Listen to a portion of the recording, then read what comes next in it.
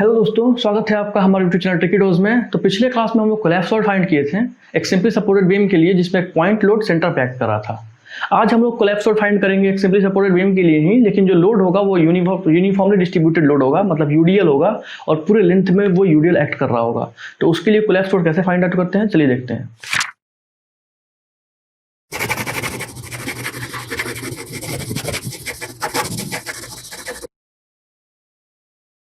तो आज हम लोग एक सिंपली सपोर्टेड बीम ही देखेंगे, लेकिन आज के केस में जो हमारा लोड एक्ट कर रहा होगा वो सेंट्रल पॉइंट लोड, मतलब एक पॉइंट लोड नहीं होगा, एक यूडीएल होगा। यूडीएल क्या होता है? ये एक लोड होता है जो पर मीटर लेंथ के हिसाब से लगता है। इसके मैग्नीट्यूड को हमने बोल दिया कि W है। इसका यूनिट कुछ भी हो सकता है, किलो न्यूटन पर मीटर हो सकता है, न्यूटन पर एमएम हो सकता है, कुछ भी हो सकता है। अभी न्यूटन यूनिट हमारा कंसर्न नहीं है, तो यूनिट को स्पेसिफाई नहीं करते हैं। जो इसका इंटेंसिटी है W है। कहने का मतलब कि अगर इसके 1 मीटर पार्ट को आप कट करते हैं, 1 मीटर पार्ट को कट करते हैं, तो जिस पर लोड एक्ट कर रहा होगा वो W किलो न्यूटन या न्यूटन का एक्ट कर रहा होगा। इसलिए ऐसा बोलते हैं कि जो इसका मैग्नीट्यूड होता है यूडीएल का, यूनिफॉर्मली डिस्ट्रीब्यूटेड लोड का, वो W होता है। W किलो न्यूटन पर मीटर, मतलब पर मीटर लेंथ के हिसाब से इसके लोड को स्पेसिफाई किया जाता है। तो जो इसका मैग्नीट्यूड होता है यूडीएल का, उसको इंटेंसिटी बोलते हैं कि ये यूडीएल का इंटेंसिटी है। ठीक है, तो इसका लेंथ को एज्यूम कर लेते हैं। इसका अगर लेंथ L है, इसका लेंथ L यहां दिखा देते हैं। इसका लेंथ L है, क्योंकि हमको यहाँ पे इसका प्लास्टिक डायग्राम भी दिखाना पड़ेगा ना। तो चलिए, अब हमको इसका मैकेनिज्म करवाना है। कहने का मतलब कि प्लास्टिक मोमेंट, इसका कोलैप्स लोड फाइंड आउट करना है। वैसा लोड यही है, यही जो ये सिंपली सपोर्टेड बीम पे ये लोड जो एक्ट कर रहा है वो W है। हमको ऐसा W फाइंड आउट करना है, मतलब इस पे जो यूडीएल है, जो पॉइंट लोड हम लोग जिसे पॉइंट लोड बढ़ाते थे, उसी तरह यूडीएल को भी बढ़ाते जाएंगे, यूडीएल की इंटेंसिटी को बढ़ाते जाएंगे, ताकि यूडीएल का इंटेंसिटी उस पॉइंट पर रीच कर सके जिस पॉइंट पे इसके अंदर मैकेनिज्म हो रहा हो। कहने का मतलब प्लास्टिक हिंज का फॉर्मेशन हो और ये फेल कर जाए, बीम मैकेनिज्म कर जाए, फिर कोलैप्स कर जाए। वो कब? वो मिनिमम लोड निकालना है हमको जिस पे ऐसा हो। तो कहने का मतलब हमको जब भी मैकेनिज्म कराने की बात आती है कि हमको इसका कोलैप्स करवाना है या मैकेनिज्म करवाना है, कहने का मतलब हमको प्लास्टिक हिंज बनाना होता है। इसके अंदर प्लास्टिक हिंज बनेगा, प्लास्टिक हिंज बनने के बाद ही उसका फेल्योर होगा। तो प्लास्टिक हिंज बनाने के लिए हमको सबसे पहले ये पता होना चाहिए कि उसके अंदर नंबर ऑफ हिंजेस कितने होंगे, मतलब कितने नंबर ऑफ हिंजेस बनेंगे मिनिमम, ताकि इसका कोलैप्स हो जाए। दूसरा, उस जो नंबर ऑफ हिंज बनेगा उसका लोकेशन क्या होगा, मतलब किस पॉइंट पे वो हिंज बनेगा। तो सबसे पहले नंबर ऑफ हिंज की बात करते हैं। तो नंबर ऑफ हिंज की जब बात कीजिएगा तो डिग्री ऑफ स्टैटिक इंडिटरमिनेसी आएगी। डिग्री ऑफ स्टैटिक इंडिटरमिनेसी, क्योंकि ये सिंपली सपोर्टेड बीम है, तो क्योंकि ये सिंपली सपोर्टेड बीम है, इसका static indeterminacy, degree of static indeterminacy 0 निकल के आता है। क्यों? क्योंकि इसका नंबर ऑफ रिएक्शन, अगर इसका नंबर ऑफ रिएक्शन दिखा था तो 2 होगा। हमने इसका हॉरिजॉन्टल रिएक्शन को भी दिखा दिया। चलिए हॉरिजॉन्टल रिएक्शन को भी देख लेते हैं। हॉरिजॉन्टल रिएक्शन 2 है, एक वर्टिकल रिएक्शन है। कहने का मतलब हॉरिजॉन्टल रिएक्शन नहीं दिखाएंगे, क्योंकि हमारे पास इक्विलिब्रियम इक्वेशन कितने होते हैं, समेशन x = 0, समेशन y = 0 और समेशन m = 0। तो हमको जो ये हॉरिजॉन्टल रिएक्शन है, इसको फाइंड आउट करने के लिए, समझ लीजिए, मान लीजिए इसका यूज कर लिया मैंने, इसको फाइंड आउट करने के लिए, इस रिएक्शन को, क्योंकि ये 0 के बराबर होगा, इसको फाइंड आउट करने के लिए मैंने इसका यूज किया। तो ये इक्विलिब्रियम इक्वेशन भी एग्जॉस्ट हो गया हमारा, और ये रिएक्शन भी खत्म हो गया। कहने का मतलब हमारे पास टोटल 2 रिएक्शन बचे, 1 और 2 रिएक्शन बचे, और इक्विलिब्रियम इक्वेशन कितने बचे हमारे पास, वो भी 2 बचे हैं। तो नंबर ऑफ जो अननोन है रिएक्शंस और जो नंबर ऑफ इक्विलिब्रियम इक्वेशन है वो बराबर निकल के आ गए। तो ये जिसका, इसलिए जो है डिग्री ऑफ स्टैटिक इंडिटरमिनेसी 0 निकल के आ गया। कहने का मतलब ये स्ट्रक्चर डिटर्मिनेट है, इसके अंदर कोई भी अननोन फोर्सेज ऐसा नहीं है जो हम लोग नहीं निकाल सकते हैं, सारे अननोन फोर्सेस को निकाल सकते हैं। तो डिग्री ऑफ स्टैटिक इंडिटरमिनेसी के डेप्थ में नहीं जाते हैं, हमारा वो कंसर्न नहीं है पढ़ना अभी। हमारा कंसर्न, सबसे मेन कंसर्न ये है, हम लोग फाइंड आउट कर सके नंबर ऑफ हिंजेस के बारे में। तो नंबर ऑफ हिंज जब देखिएगा, नंबर ऑफ हिंज को ds+1 कीजिएगा तो ये 1 आ जाएगा, मतलब ये 0 और +1 ये 1, मतलब हमको 1 हिंज की रिक्वायरमेंट है इसको प्लास्टिक मैकेनिज्म में बनाने के लिए, मतलब मैकेनिज्म कराने के लिए इस स्ट्रक्चर का, या फिर कोलैप्स करवाने के लिए सकेगा। तो एक हिंज, वो हिंज कहाँ बनेगा, अब हमको लोकेशन ऑफ हिंज पता करना है कि वो हिंज बनेगा कहाँ पे। नंबर ऑफ हिंज निकाल चुके हैं, लोकेशन ऑफ हिंज निकालना है। नंबर ऑफ हिंज निकालने के लिए, लोकेशन ऑफ हिंज निकालने के लिए एक सेपरेट लेक्चर है हमारा, वो जाके देखिए। उसमें आपको करेक्ट, मतलब एग्जैक्टली उसी पॉइंट पर डिस्कस किया गया है कि नंबर ऑफ हिंज कितने बनेंगे, लोकेशन ऑफ हिंज कितना कहाँ पे होगा। तो उस पर सेपरेट लेक्चर है डिटेल में, वो जाके देख लीजिए अगर देखना हो तो। तो नंबर ऑफ हिंज हम लोग निकाल चुके हैं, एक हिंज बनेगा इसमें, और वो कहाँ बनेगा वो निकालने के लिए हम आपको बताया था कि कुछ पॉइंट्स बताया था कि number of location of hinge बनाने के लिए हमको एक पार्टिकुलर पॉइंट से वहाँ पे चेक करना होता है। अब क्योंकि यूडीएल है, इसमें यूडीएल का कोई पॉइंट नहीं था जहाँ पे लोकेशन में बनना था, लेकिन जो पहला पॉइंट था हमारा वो बेंडिंग मोमेंट डायग्राम को देखता है, बीएमडी को। अगर आप यूडीएल के बीएमडी को याद करें, जो आप स्ट्रेंथ ऑफ मटेरियल में पढ़ चुके होंगे, अगर यूडीएल के बीएमडी को ड्रा करेंगे तो ये यहाँ पे एंड पॉइंट पे 0 बेंडिंग मोमेंट आएगा, क्योंकि ये पिन जॉइंट है, दोनों पिन जॉइंट सपोर्टेड है, मतलब ये रोलर सपोर्ट है और हिंज सपोर्ट है, दोनों में पिन जॉइंट है, दोनों के अंदर पिन जॉइंट होता है, और दोनों एक्सटर्नल सपोर्ट है। अगर ये इंटरनल सपोर्ट होता, आगे कुछ होता इसके, तो इसके अंदर बेंडिंग मोमेंट आ सकता था, लेकिन ये एक्सटर्नल सपोर्ट है, बाहरी सपोर्ट है, प्लस ये जो सपोर्ट है वहाँ पे एक हिंज मतलब प्रोवाइड किया जाता है, रोलर सपोर्ट के अंदर भी और हिंज सपोर्ट के अंदर भी। हिंज का तो नाम ही हिंज, रोलर सपोर्ट के अंदर भी एक यहाँ पे हिंज प्रोवाइड किया जाता है। तो इसका मतलब जो बेंडिंग मोमेंट निकल के आएगा वो 0 निकल के आएगा। और ये यूडीएल है, तो यूडीएल के केस में जो बेंडिंग मोमेंट निकल के आता है वो 2 डिग्री का कर्व निकल के आता है, ये आप पढ़ चुके होंगे। और जो इसका मैक्सिमम बेंडिंग मोमेंट निकल के आता है वो सेंटर पे निकल के आता है, जो कि WL²/8 निकल के आता है। ठीक है, तो चलिए यहाँ से हमारा मेन कंसर्न नहीं था, हमको ये फाइंड आउट करना था इसलिए ताकि बेंडिंग मोमेंट का मैक्सिमम लोकेशन फाइंड आउट कर सकें, ताकि हम लोग ये पता चल सके कि जो हमारा हिंज बनेगा वो बनेगा कहाँ पे। तो हमको ये एक्सटर्नल जो पॉइंट है, जो सपोर्ट पॉइंट है ए और बी, वो तो पहले ही एलिमिनेट हो चुके हैं, क्योंकि यहाँ पे बेंडिंग मोमेंट 0 है। तो बेंडिंग मोमेंट 0 होने का मतलब कि कितना भी लोड को बढ़ाइएगा तो यहाँ और यहाँ मोमेंट कभी नहीं बढ़ेंगे, यहाँ और यहाँ मोमेंट कभी नहीं बढ़ेंगे। इसका मतलब कि यहाँ और यहाँ प्लास्टिक हिंज कभी रीच नहीं करेगा, प्लास्टिक मोमेंट पर कभी एमपी पे रीच नहीं कर पाएंगे ये दोनों पॉइंट।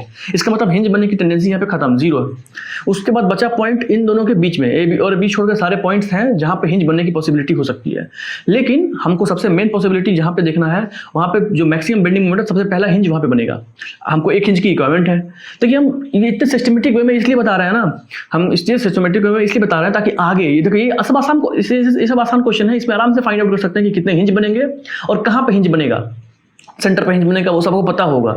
लेकिन इतने डिटेल एनालिसिस में इसलिए बता रहे हैं, इतने डिटेल तरीके से इसलिए बता रहे हैं ताकि आगे जब अच्छा क्वेश्चन आए तो उसमें आपको दिक्कत ना हो कि प्लास्टिक हिंज कहाँ कहाँ बनेंगे और कितने नंबर ऑफ बनेंगे, तो इसलिए बता रहे हैं। तो मैक्सिमम बेंडिंग मोमेंट देखिएगा, जहाँ पे मैक्सिमम बेंडिंग सेंटर पे निकल गया है, जो हमारा एक ही हिंज बनना है। अगर 2 हिंज बनना होता तो इसके बाद का बेंडिंग मोमेंट देखते कि उसके बाद बेंडिंग मोमेंट कितना पे है, कहाँ पे है, मतलब इसके जो बाद सेकंड नंबर पे बेंडिंग मोमेंट निकल के आएगा वो कहाँ पे है, उसके बाद सेकंड प्लास्टिक हिंज जो बनता है वो वहाँ पे बनेगा। लेकिन हमारा एक ही बेंडिंग मोमेंट मैक्सिमम है यहाँ पे और एक ही हिंज बनना भी है यहाँ पे, इसलिए सेंटर पे हमारा हिंज का फॉर्मेशन होगा, ये कंफर्म हो गया। चलिए सेंटर पे हिंज बना दीजिए, मैंने सेंटर पे हिंज बना दिया, इस बीएमडी को हटाते हैं। अब सेंटर पे हिंज बनाने के बाद इस बॉडी का मैकेनिज्म कराइए। अब ये लोड ऐसा लग रहा होगा, इस लोड को W बोल दीजिए, क्योंकि ऐसा लोड है, जब तक ये W था तब तो कोई प्लास्टिक हिंज का फॉर्मेशन नहीं था, कोई कोलैप्स नहीं था, कोई मैकेनिज्म नहीं था। ये लोड कुछ ऐसा बढ़ते बढ़ते हुआ कि इसके अंदर प्लास्टिक हिंज का फॉर्मेशन हो गया, वो भी सेंटर पे हुआ, ये पता चल चुका है हमको। तो इसका मतलब इसको W बोल दीजिए, कुछ नहीं है, कोलैप्स लोड है इसलिए W बोल दिया, W भी लिख सकते हैं उसको आप, ठीक है। अब क्योंकि प्लास्टिक हिंज का फॉर्मेशन हो चुका है तो ये बीम फेल करना चाहेगा, ये बीम फेल करना चाहेगा, कहने का मतलब कि इसका रोटेशन होगा, इसके अंदर रिजिड बॉडी रोटेशन होगा, ये हिंज यहाँ आ जाएगा, हमारे जो बीम है उसमें रिजिड बॉडी रोटेशन देखने को मिलेगा। वो रोटेशन थीटा का होगा दोनों पॉइंट पे, और किस डायरेक्शन में होगा, डायरेक्शन आपको बता चुके थे कि हमारा डायरेक्शन अगर बीम ऐसे होता तो इसके अंदर कोई अगर ये लोड कोलैप्स लोड के बराबर रीच नहीं करता, प्लास्टिक मोमेंट ये प्लास्टिक हिंज का फॉर्मेशन नहीं होता, प्लास्टिक मोमेंट पे रीच नहीं करता ये पॉइंट, तो इसका मतलब ये बीम हमारा ऐसा ही होता। लेकिन जैसे ही ये कोलैप्स लोड को रीच किया तो ये रिजिड बॉडी रोटेशन हुआ, तो रोटेट करके यहाँ पे आ गया। कहने का मतलब जो हमारा रोटेशन देखने को मिलेगा वो ऐसे इस डायरेक्शन में मिलेगा, यहाँ पे भी इस डायरेक्शन में मिलेगा।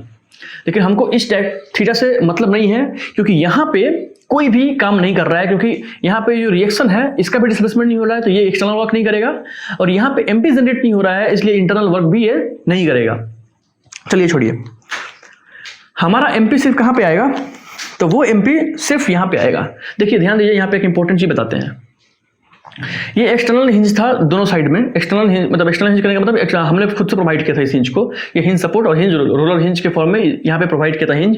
तो इस पे कोई मोमेंट नहीं जनरेट होगा विदाउट एनी जीरो, मतलब जीरो मोमेंट पे भी, यहाँ पे पता था ना बेंडिंग मोमेंट डायग्राम में यहाँ पे जीरो मोमेंट आया था, मतलब जीरो मोमेंट पे भी ये डिफ्लेक्ट कर गया थीटा से, जीरो मोमेंट पे भी रोटेट कर गया थीटा से।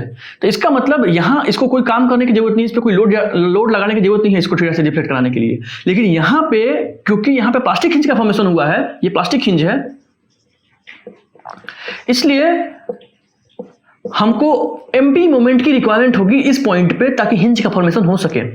तो इसलिए जो एमपी मोमेंट आएगा वो यहाँ पे होगा, और यहाँ पे जो थीटा डिफ्लेक्शन होगा वो एमपी उस पे काम करेगा, क्योंकि यहाँ पे मोमेंट जीरो है।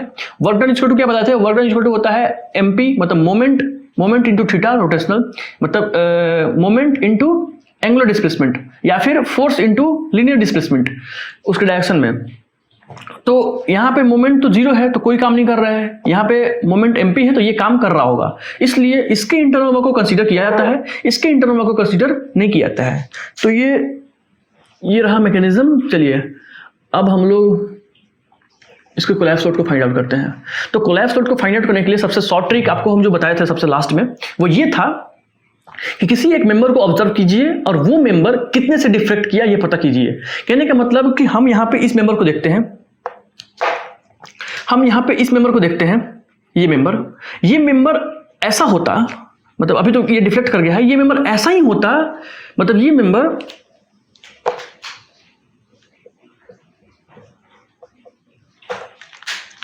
अगर ये डब्ल्यू के बराबर कोलैप्स लोड के बराबर ये लोड नहीं रीच किया होता तो ये मेंबर एग्जैक्टली स्ट्रेट होता, या तो यहाँ स्ट्रेट पड़ा होता या फिर यहाँ पे स्ट्रेट पड़ा होता। कहने का मतलब ये स्ट्रेट होता, इसके अंदर कोई हिंज का फॉर्मेशन नहीं होता, कोई रोटेशन नहीं होता। लेकिन जैसे ही डब्ल्यू के बराबर कोलैप्स लोड के बराबर हमारा लोड रीच किया, इसका मतलब ये मेंबर यहाँ अब की बार ऐसे नहीं मिलेगा हमको, ये यहाँ से सीधा डिफ्लेक्ट करता हुआ मिलेगा। तो ये डिफ्लेक्शन, टोटल डिफ्लेक्शन निकालना पड़ेगा आपको, अगर एक ही मेंबर में देखना है तो, एक ही बार में कैलकुलेट करना है तो जब इसका डिफ्लेक्शन काउंट आउट कीजिएगा तो ये 2 थीटा के बराबर आएगा। वो कैसे, यहाँ पे हॉरिजॉन्टल लाइन ड्रॉ कीजिए, तो हॉरिजॉन्टल लाइन ड्रॉ कीजिएगा तो आपको ये पता चल जाएगा कि हमको तो ये अल्टरनेट एंगल से ये थीटा है तो ये भी थीटा निकल के आ जाएगा, ये भी थीटा निकल के आ जाएगा, और ये भी थीटा निकल के आ जाएगा इससे, इसके अल्टरनेट एंगल से। ठीक है, तो ये अल्टरनेट एंगल से, अल्टरनेट एक्सटीरियर एंगल से ये थीटा निकल के आ जाएगा, ये अल्टरनेट इंटीरियर एंगल से इसे थीटा निकल के आ जाएगा। तो थीटा प्लस थीटा 2 थीटा के बराबर हो गया।